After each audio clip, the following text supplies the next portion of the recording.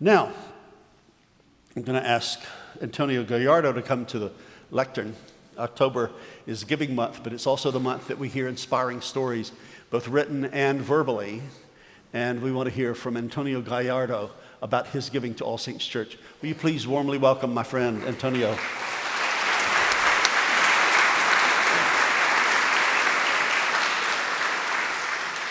Thank you, Ed, and I don't know whether it's good morning or good afternoon. My clock is almost noon. When I came here for the first time 5 years ago, I knew I had found the spiritual home that I had been longing for. And I'm sure, too, that you can relate to that. I have heard a lot of your stories about that first time. And those stories, to me, are like the wildflowers in the field. They are all unique, and they are all very inspiring. And when I think I have heard them all, a new one comes my way that reminds me of my own and reaffirms why I have made of this community my spiritual home. I tell you what stories.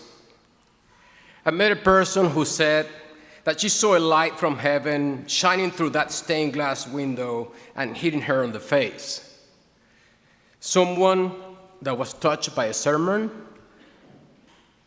a lady that came to the Spanish service and who told me that the music that day spoke directly to her.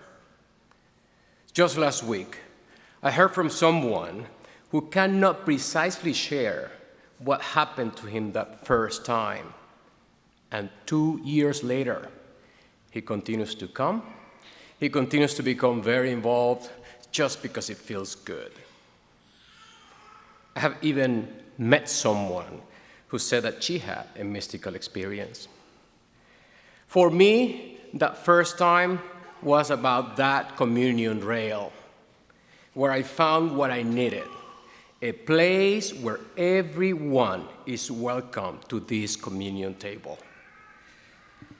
And that for sure was not like the place where I was coming from, the Roman Catholic Church, where, as many as you know, receiving communion is reserved just for those that the church consider are worthy to receive it. I was a very active and devout member of the Catholic Church, and among my most fulfilling jobs, I was a lay Eucharistic minister taking communion to the Sherman Oaks Hospital. Every Sunday, I met people who in their sickness were hungry to get closer to God. And when I offered them the communion, some felt unworthy to receive it. And others I had to deny because they had not been in church for a long time, because they had not confessed their sins to a priest, because they were divorced, separated, or single parents. So unfair and not Jesus-like. I remember Alberto, a Latino man who had been seriously burned at work, and he didn't know whether he was going to make it. I visited Alberto several times, and every time we talked, I saw in his eyes that struggle between receiving communion and the feeling that he wasn't worthy. He never took communion from me. There were many other people like Alberto, and having to deny them communion got harder and harder. That unfairness was just becoming unbearable. The breaking point happened one Sunday when my ex-partner and I went to Mass at my Catholic church. When the communion time came, we both headed to the altar. Shane was walking behind me. When I returned back to my pew, I saw him walking back with tears in his eyes. Surprised, I asked him, "What happened?" And he told me, they asked me if I was baptized Catholic.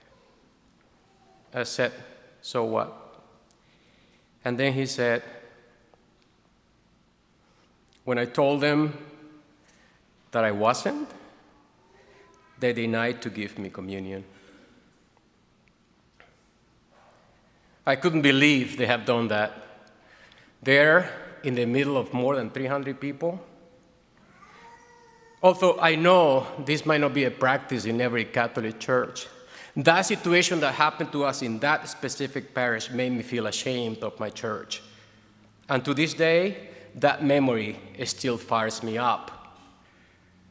Thank God I found All Saints 5 years ago, a place where everyone is welcome to this community table.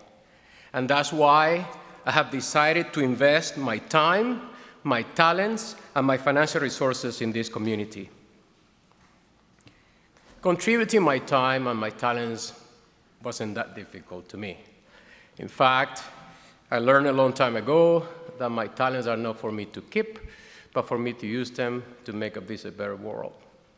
I have been doing that for the past 20 years as a top executive for nonprofits and foundations, where I have helped more than 500,000 children and families in need. But pledging, that was a new one for me. You see, I was born and raised in Venezuela, and the practice at the church was to place in the offering basket your spare change. Just picture that. So the offering basket's coming down the aisle. Everyone is digging through their pockets or purses, looking for those loose coins to place in the basket. I never even thought how the church expenses were paid, or how that poor priest ate, or how to keep the lights on. Then one day, while I was attending Mass at a Catholic church here in the US, for the first time, another first, I heard the priest reporting about the church budget, like Ed just did. And I said, really? Why are we talking about money in the middle of my spiritual service? I experienced short circuits in my brain that day.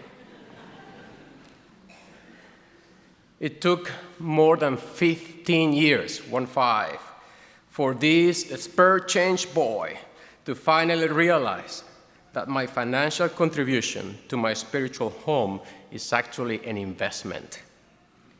And it's an investment in my spiritual health and the spiritual health of my fellow community members. All Saints was the place where I pledged for the first time back in 2009. And there you have another first in my spiritual journey. I have been a pledging member since then, and my goal is to make my financial giving 10% of my total budget. And I am not there yet. I am at 8%. And I continue to honor that independently of what my financial situation is. Coming from that spare change practice, I'm very proud of my giving, and I take it as seriously as I take my rent payment. It has been a long time since that first time here at All Saints, and I'm amazed that I continue to be inspired to give more. This year, I will increase my pledge by 10%, and I encourage you to do the same so that other people can have the same experience that you and I did when we came here for the first time. Whether it is the light through the stained glass window, the sermon, or the music that touches your heart, or even that mystical experience. Join me to continue making of All Saints the place where people find what their soul is longing for. Amen.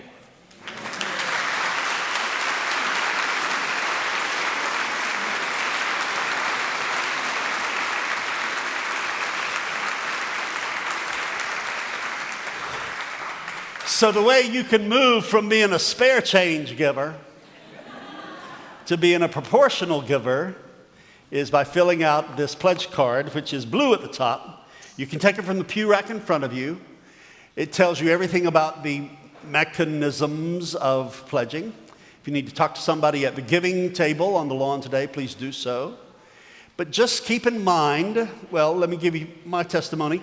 The reason my wife and I give 10% of our income is not only for our own spiritual benefit, but also for the benefit of all the people who come to this place, and also an investment in our kids, because we know that they are the solutions to unfathomable global problems in the future that we can't even imagine.